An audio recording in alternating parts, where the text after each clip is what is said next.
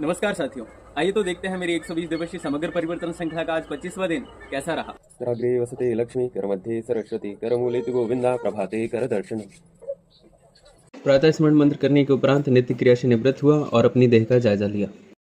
नमस्कार साथियों, आज है नवरात्रि का 7वां दिन और आज हम करने जा रहे हैं सूक्ष्म व्यायाम का 7वां अभ्यास, जो कि आपके घुटनों को जीवन भर स्वस्थ रखेगा।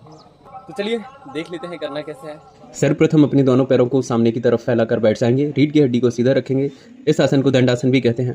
अब धीरे से अपने दोनों हाथों को सामने फैलाएंगे, घुटने के नीचे से डालते हुए इंटरलॉक करेंगे। अब अपने घुटने को पीछे सीने की तरफ ले जाएंगे, खींचेंगे और फिर इसे सामने की तरफ तान देंगे। पुनः इसी अभ्यास को दोहराएंगे। पीछे घुटने को सीने से लगाने का प्रयास करेंगे और सामने पूर्ण विस्तार देते हुए इसे तान देंगे। प्रारंभिक दिनों में इस अभ्यास को 5 से 10 बार ही दोहराएं। अधिक आवृत्ति करने का प्रयास ना करें। अब हम इसी अभ्यास को दूसरे पैर से भी करेंगे।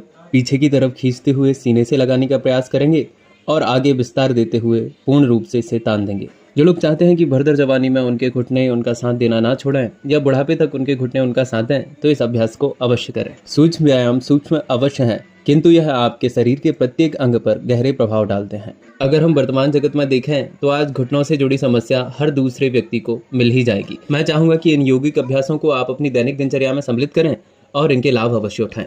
चलिए, यह अभ्यास पूर्ण होता है। अब हम घुटनों से जुड़ा दूसरा अभ्यास करेंगे, जिसे हम घुटनों को घुमाना या जानु चक्रासन भी कह सकते हैं। पहले अभ्यास की भांति ही हाथों को इंटरलॉक कर घुटने के नीचे डालेंगे।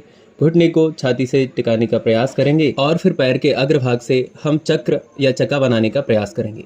इस आसन को आप घड़ी की दिशा में और घड़ी की विपरीत दिशा में, दोनों ही दिशाओं में दोहराएंगे। प्रारंभिक अवस्था में आप इस अभ्यास को 5-5 बार कर सकते हैं। धीरे धीरे अभ्यास को बढ़ाएं। एक पैर से अभ्यास पूर्ण करने के उपरांत हम इस अभ्यास को दूसरे पैर से भी करेंगे। चलिए तो अब जान लेते हैं इस सूक्ष्म व्यायाम को करने से आपको क्या लाभ होने वाले। इस सूक्ष्म व्यायाम को आप नियमित करते हैं तो आपके घुटने बुढ़ापे तक स्वस्थ बने रहेंगे। आप बहुमंजिला इमारत चढ़ने से लेकर कई किलोमीटर की पैदल यात्रा आसानी से कर पाएंगे। आपके प्रश्न मुझे कमेंट बॉक्स में लिख भेजें, मैं समाधान प्रदान करने की पूर्ण कोशिश करूंगा। धन्यवाद।